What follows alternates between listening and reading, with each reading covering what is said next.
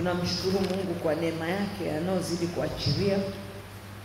Tunaamini lipo jambo Mungu anaitenda katika maisha yetu.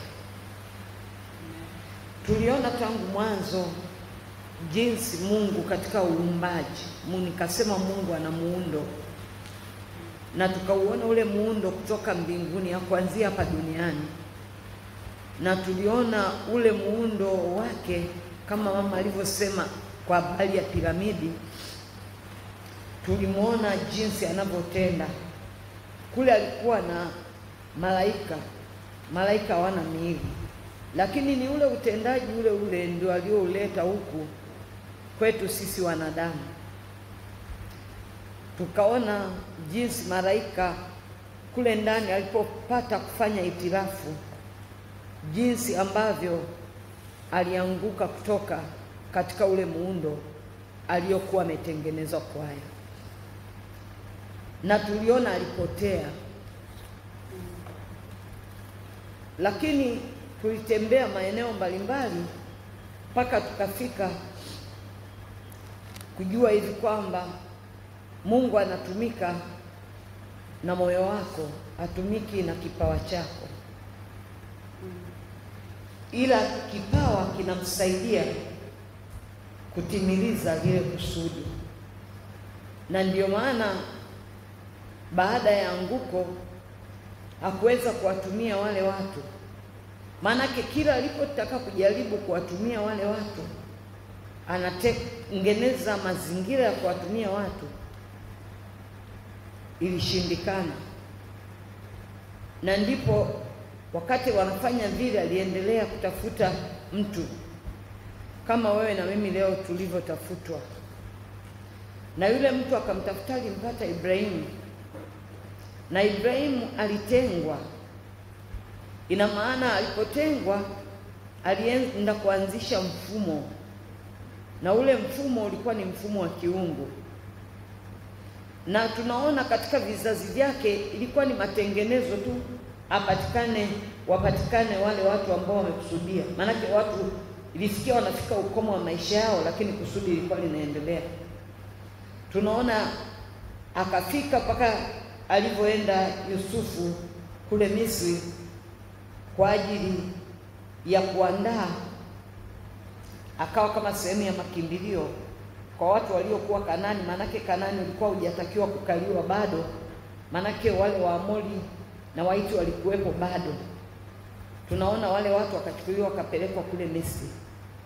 Walipofika kule Misri, kuna kawaida ya Misri wakaichukua, na kawaida ya jinsi ambavyo maisha ya watu wa Misri walivyokuwa naishi. Lakini ilikuwa ni mwendo wa Mungu kwa sababu ya mtumishi wake Ibrahim, alikuwa na agano naye. Tunaona hivi kwamba mpaka anazaliwa Musa kwenye kabila la Lawi, ulikuwa ni mwendo. Na tunaona alivyochukuliwa kupelekwa kule kwa Yethro Midiani.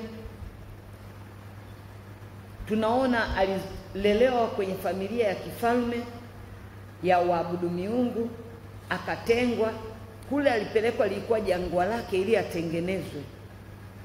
Alitengenezwa miaka 40. Ilipofika wakati mkamilifu, tunaona sasa lile kusudi la kuwatoa wana wa Israeli analejeshwa huku, analejeshwa. Na hata wakati ule Mungu alikuwa anataka kusema naye, tunaona mazingira Mungu aliyoyatumia. Mungu asingeweza kusema na Musa kama Musa hakuzoea kukaa mwenyewe kule ndani yake, awe na utulivu na umakini. Mara nyingi Mungu anasema nasi kwa habari ya hili kusudi, lakini hatuna umakini. Tunapokea tu kama maneno mengine. Na tunapokuwa hatuna umakini, unaona Musa, Mungu alitaka achukue umakini wake. Kuna watu Mungu anatutenga, anatuleta mahali hapa kuja kupokea lile kusudi, kuchukua umakini. Na ndio maana unaweza kukuta mtu Mungu amemweka kwa ajili ya kusudi lake, anamleta hapa, alafu yule mtu akiwa hapa, Mungu ataka apokee umakini, ajue yeye ametengwa kwa ajili ya jambo fulani, alafu yeye mfumo wa dini unamvuta. Mungu anatamani atege sikio, ajue kuna jambo gani analotaka alifanye ndani ya huyo mtu, lakini bado hiyo mifumo ile mingine tuliyokuwa tunaambiwa hapa inamvuta. Kwa hiyo ina maana Mungu anajiuliza, huyu mtu hanisikii, hanielewi. Ina maana hivi kwamba kwenye moyo kule kunakuwa hakuna utulivu, na kule kwenye moyo kunapokuwa hakuna utulivu, na huko ndo kuna urithi wako. Unakuta unachengana na baraka zako, unachengana na mwendo wako ambao Mungu anataka ufike katika ule mwendo. Tunaona sasa Musa anawatoa wana wa Israeli, anawapeleka, lakini tukaona kuingia Kanaani kulitegemea wametii nini. Walikuwa makini wakati wako jangwani, walikuwa makini kusikiliza yale Musa alikuwa anaelekeza kule jangwani. Ule umakini wa jangwani, ule umakini wa kila hatua na mtembeo, ndio iliwafanya wale wawili wakaingia kule Kanaani. Hawa wengine wote wakashuka. Ule umakini, hata kule kwa habari ya malaika, ule umakini wa kile ambacho Mungu alikuwa amekiweka kwa kila nafasi ya watendakazi waliokuwa kule mbinguni, ndio walifanya waingie kwenye utukufu zaidi au waporomoke. Sio kwamba Yusufeli tu ndio alikuwa malaika, kule kuna malaika wengi, lakini huyu Yusufeli katika ile nafasi aliyokuwa amewekwa alikuwa hana utulivu kwa sababu ya zile sifa alizokuwa anazipata. Alitegemea kipawa chake, hakutegemea kusudi la Mungu, na ndio maana akaruhusu ule moyo wake ubebe kitu, na hapo ndio likawa anguko lake. Tulimalizia kwa kusema, je, wewe na mimi, Mungu anapopita, Mungu anapokuja kusema nasi. Unajua mwalimu alipokuwa anasema hapa, ukweli haya mambo mimi nimeyatafakari, tunayaona kama mzaha, kumbe ndo tutaporomoka tuende jehanamu. Na anaposema mwalimu kwa habari, Mungu alikuwa anitazamisha kwa habari ya kufunga kanisa, hilo jambo liko serious. Tulichukua kwa userious wana wa Mungu. Na itafakari, kuna watu wanakuja kuabudu hapa na wamependa hapa, alafu wale watu ikifungwa kanisa hapa, nimefungwa kanisa kwa ajili ya sisi ambao tunabeba kusudi tumeshindwa kuliweka, hivi hukumu gani itakuwepo hapa? Ndio akija Mungu atasema hivi kwamba nawataka damu za watu hawa mikononi mwenu. Maanake wale watu wakitoka wataenda kukimbilia kurudi kwenye dini. Bwana Yesu asifiwe. Hebu tuyatazame kwa urefu, tuangalie kule mbele, tusiangalie hapa. Na katika hali hiyo kila mmoja achukue umakini. Musa alitulia, Mungu alimchukulia akampeleka jangwani. Kule jangwani atafakari kila anachokiona. Tunaona hivi kwamba Musa, Mungu akawasha moto. Alipowasha moto, Musa alikuwa anachunga kikondo wake. Alipogeuza akaona kamwanga. Musa akasema, jambo gani hili? Hebu nigeuke nione maono haya. Yaani na maana akili yake, moyo wake ulienda kwenye ule moto.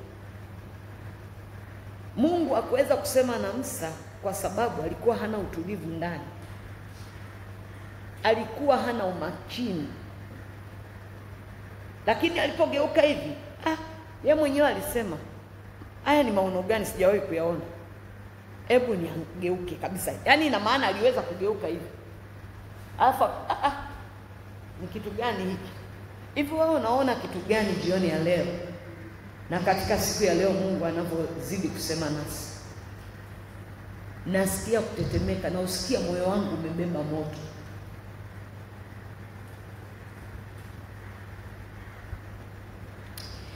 Tulisoma pale tukaona Waefeso 4 tukaishia pale, lakini ilikuwa paka mstari wa 20 mpaka wa 32. Kuna hili jambo tumekuwa tukilihubiri, tumekuwa tukilisoma, lakini hatulizingatii sana. Mungu anasema Waefeso 4 mstari wa 20.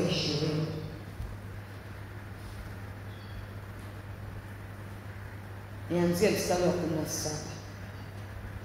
Basi nasema neno hili tena, nashuhudia katika Bwana tangu sasa, msienende kama mataifa waendavyo katika ubatili wa nia zao. Mataifa wana mfumo. Anaposema mataifa, sio kwamba hawana dini. Hao watu wana dini, hao watu wana madhehebu yao, lakini kuna mfumo ambao wanatembea nao, ambao sio mfumo wa kiungu, japokuwa naliita jina la Yesu. Anasema sasa, hao aliokuwa anasema nao Paulo alikuwa anawasemesha kuwaingizia kusudi ambalo Mungu alikuwa ameliweka ndani yake. Anasema msienende kama mataifa. Huo aliokuwa anasema msienende ni mtembeo wa rohoni. Hatua zao wanapoenenda, wanaenenda wapi? Wanaenenda, wanasema wanaenda kule alipo Mungu, wanaenda kwenye ule mkao. Lakini Paulo anakuja kuwaona mwenendo walionao, Mungu hayupo kwenye mwenendo huo, japokuwa wanampenda Mungu. Ngoja nikwambie kitu, watu wote unaoona wanakubali kuja kwenye kusudi hili, sio kwamba hawampendi Mungu. Wanampenda Mungu, lakini wanapotaka kuapply, kuingia kwenye system inakataa.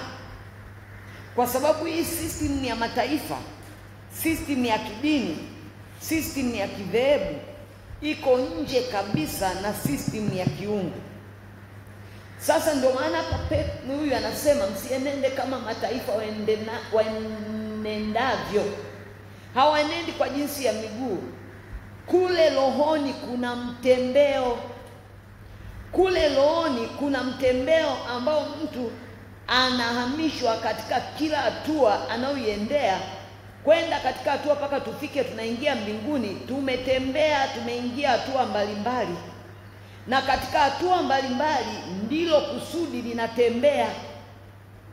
Kuna mambo nikitazama na kutafakari, wakati mama anaanza alikuwa hajui,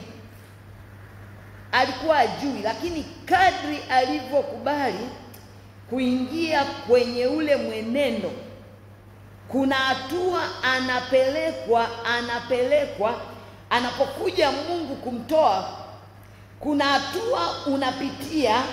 Hiyo hatua ya jangwa, itazame sana, hiyo hatua ndio imebeba moyo wako. Ile hatua ya jangwa ndio imebeba moyo wangu kutengenezeka kupitia katika ile hatua. Unaweza kuona sintofahamu katika ile hatua, lakini ile hatua imebeba mabadiliko yako ya mwenendo kuelekea kule Mungu anapotaka. Sasa hapa nasema msienende kama mataifa waenendavyo katika ubatili wa nia zao. Ni kweli hao watu wanampenda Mungu, lakini ndani ya nia zao, nia imebeba nafsi yako. Kwa Kiswahili tunasema moyo. Nia imebeba matamanio yako. Nia imebeba hisia zako. Nia imebeba maamuzi yako.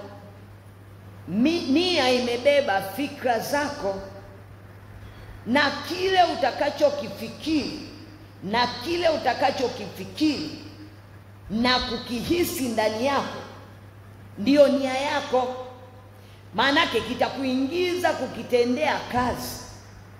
Mungu anaposema itilafu, anasema itilafu ndani ya moyo wako, ambayo ni nafsi yako, ambayo imebeba nia yako.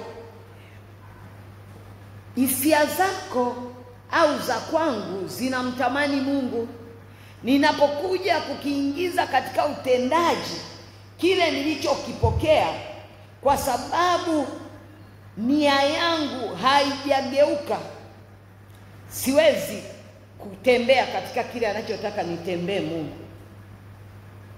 Ninajikuta kwenye maamuzi ninapotenda, natenda kinyume.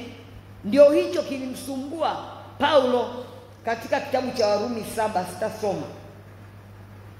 Anasema kuna kitu natamani, lakini ninapokiingiza kwenye utendaji kinakuja kile kilichoko ndani. Kinakujaje kilichoko ndani? Kwa sababu kule ndani kuna shida, bado kuna itilafu ambayo unataka kukitoa kile ndani. Lile neno limekwenda huko ndani likaenda kufanya mashindano. Lile neno gani? La kusudi la kutubadilisha lituweke kwenye ule mfumo. Linakutana na ndani kule ndani ilikuwa linapokelewa kwa juu, kwa kule ndani linakataa. Maana yake ili nitende huku nje lazima kitu kitoke ndani. Ninapokuja kukitenda, kinachotoka ni kile kilichonikwamisha, ndio kinatoka.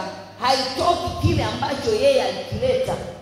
Na anapokuta kile alichokileta kwangu hakitoki, ananiona katika ulimwengu wa roho, automatically inakuja kitu kinanizuia kwenye mwendo ule ambao nataka niende. Na ndio maana anasema hivi katika ubatili wa nia zao. Biblia inasema iweni na nia hiyo hiyo iliyokuwa ndani ya Kristo. Ile nia ya Kristo ndiyo imebeba kusudi la Mungu. Nia zetu zile tulizokuwa nazo hata katika dini, inamtumikia dini, inatumikia dhehebu, inatumikia dunia. Sasa kama mimi nisipokuwa ninaweka umakini na utulivu kurudi kuzingatia alipokuwa anasema mwana mpotevu akazingatia, mazingatio yamo ndani ya moyo wako, kurudi ndani ya moyo wako ambapo kusudi ndipo linapokaa. Nimesema moyo wangu ni kiini cha kusudi. Sasa hapa nilisema moyo wangu ndio kiini cha lile kusudi cha utumishi wangu. Yaani ndio lile kusudi. Na hitilafu iliyoko moyoni, nilisema pale, iliyomo moyoni mwangu ndio mkwamo wa kusudi lilomo ndani yangu. Tuliona hapo jinsi wana wa Israeli walivyokwama. Na ndio maana tukasoma baada ya kukwama walikufa, waliteremka shimoni. Walikufa wengine kwa vita, wengine kwa tauni, yani magonjwa yaliachiliwa, ugonjwa mbaya, wakafa. Wakabakia watu waliokuwa na roho nyingine wawili, pamoja na wale watoto ambao wamezaliwa jangwani, wakakulia jangwani, ndio wakakubalika mbele za Mungu.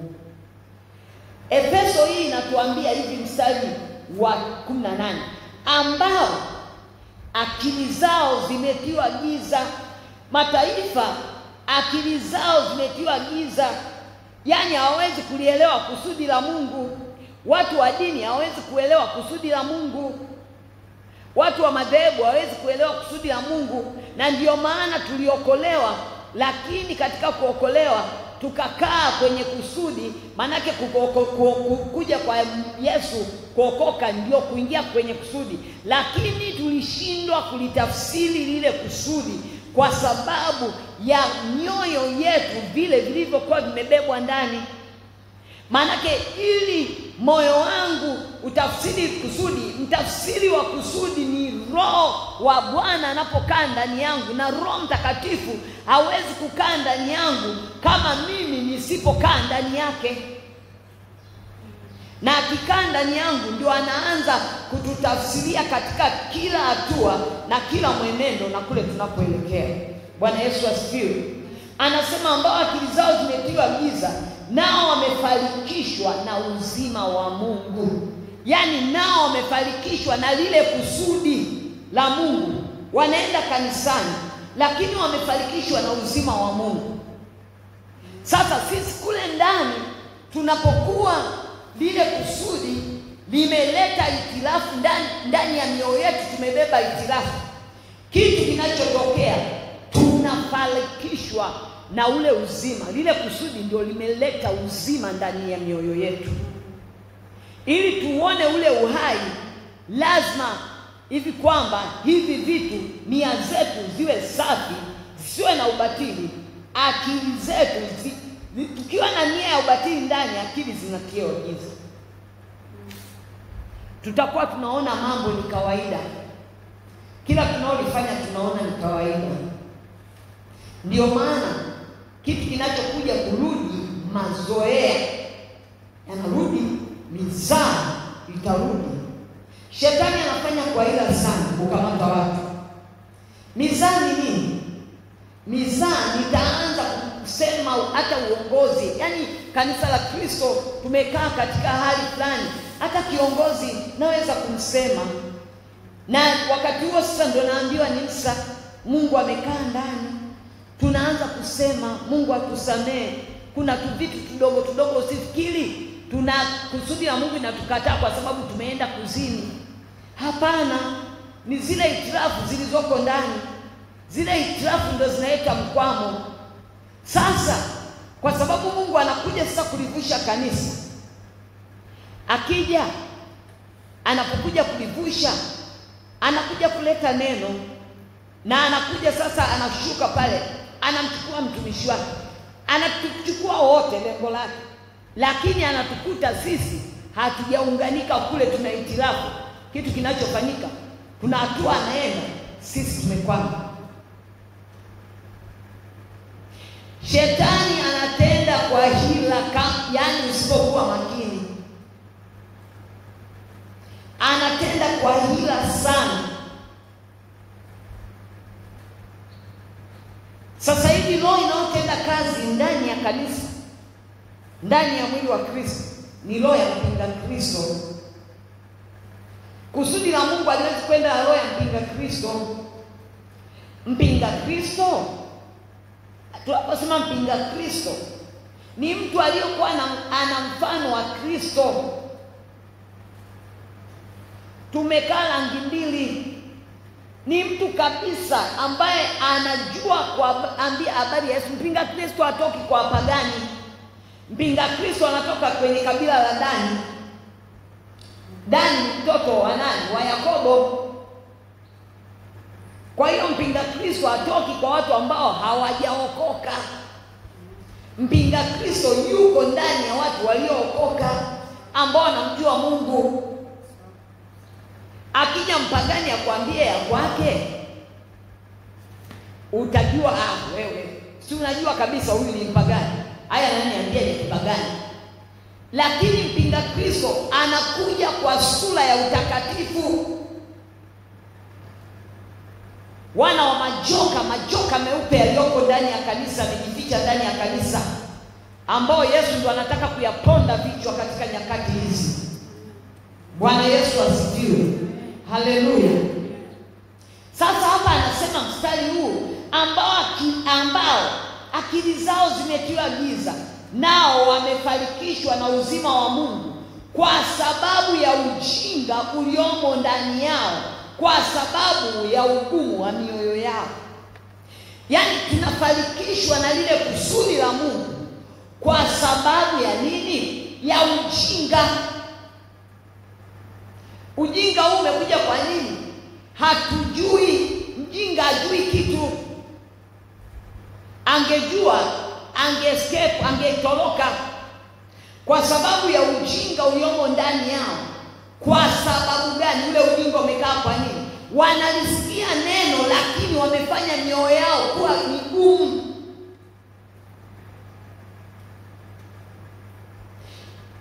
wanalisikia neno. Ni nani? Ni sisi. Tunaweza kulihubiri ili tukalihubiri kanisani, lakini tafakari na kutafakari mwenendo wako wa kusudi, mwendo wangu wa kusudi. Hatujafika. Tulifundishwa na mwalimu darasani, tena yule anaendelea kujua poromoko lake linakuwa kubwa zaidi. Akiporomoka, yani kuvunjika vipande vipande. Kwa hiyo katika hali hiyo inatupa kuwa makini, kutetemeka. Unaposikia Mungu anasema kitu, kuna kutetemeka. Unajua kwamba Mungu nisaidie, yamkini zamu inayokuja. Anasema aliyesimama asiangalie, anaweza kuanguka. Usiangalie msimamio wako. Kuwa na tahadhari wakati wowote. Mungu hazoeleki. Anasema kwa sababu ya ujinga uliomo ndani yao, kwa sababu ya ugumu wa mioyo yao. Huu ugumu umeletezwa nini? Linakuja fundisho na fundisho, linakuja agizo na agizo, lakini halitekelezeki. Hata hali ya kawaida, mimi na watoto wangu ninawapa maagizo, ninawafundisha, nakuja hapo namkuta amefanya vile vile, haya namsamia. Nakuja amefanya vile vile kitu alichosema kwa hawa Hesabu 14, watu hawa watanidharau mpaka lini? Ile dharau sio kwamba alisema Mungu wewe sisi tunakudharau sisi nini. Ile anasema inakuwa dharau. Ndio maana akija sasa watu wanaporomoka. Mungu akija akisema jamani, nendeni watoto wangu mkatafakari, mtu anachukulia hizi, anachukulia ni kitu rahisi. Anachukulia enda Baba katika jina la Yesu sijui nini na nini. Toba sio hilo. Kule nyumbani kwetu tunapoishi kule, niliwaambia juzi, jana mmoja ananiambia hivi kwamba mtumishi, tulikuwa tumekwama yani hiyo ndio tulikuwa tunafanya toba. Nikaambia toba wala Mungu angalia machozi yako. Maamuzi yako yana nguvu ya kukufanya wewe nani kuliko toba ya kuanguka. Nikasema hivi kwamba chukua hatua, angalia vitu ambavyo rudi ndani ya moyo wako. Angalia kuna hitilafu gani na Mungu, mwambie Mungu nifunulie. Alafu wewe uanze kumwambia Mungu nahitaji nisaidie hili, lakini wakati naona chukua hatua. Sio hivi kwamba Baba naomba toba unirehemu, Baba naomba toba unirehemu. Wewe unichungulie ndani ya nafsi yako, kuna hitilafu gani atakapokuja Mungu ambayo itakuletea mkwamo.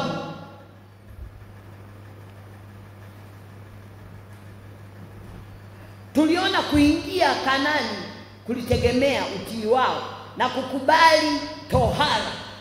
Yaani tohara, kutailiwa mioyo yao, wakubali lile govi litoke ndani ya mioyo yao, ule ukale uondolewe ndani ya mioyo yao, ili kile ambacho Mungu anataka kukipitisha ndani yao kusudi wanalo.